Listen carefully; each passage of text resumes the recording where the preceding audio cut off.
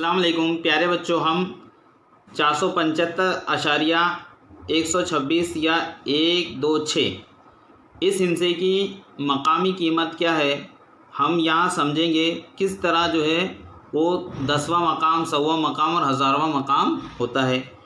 यहाँ पर जो सैकड़ा होता है यानी 100 हमको मालूम है, दहाई यानी 10, इकाई यानी 1। अब जो 10वां मकाम रहता है वो 1/10, 100वां मकाम यानी 1/100 और 1000वां मकाम यानी 1/1000। तो अब ये हमको हिस्सा दिया हुआ है 475। तो 400 में जो हिस्सा है वो सैकड़े पे 4 आएगा और दहाई पर 7 है और इकाई पर 5 है।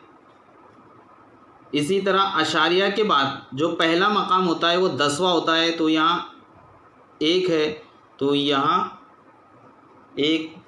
अशारिया दूसरा मकाम जो है वो 100वां होता है, वहाँ पर 2 है। और अशारिया के बाद तीसरा मकाम 1000वां होता है, वहाँ पर वो 6 है। अब हम इसको मकामी कीमत किस तरह होती है वो समझेंगे। यहाँ 4 की मकामी कीमत 400 है, 7 की मकामी कीमत 70 है, 5 की मकामी कीमत 5 है। इस 1 की मकामी कीमत अशारिया के बाद वाले 1/10 है। अशारिया के बाद जो दूसरा हिस्सा है वो 2, तो उसकी 10वीं के बाद जो 100वीं आती है वो है 2 की कीमत क्या है, 100वीं कीमत है, इसलिए उसको 2/100 लिखेंगे।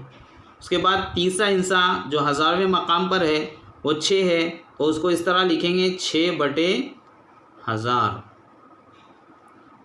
इस तरह अशारिया के बाद की आदाद की मकामी कीमत होती है।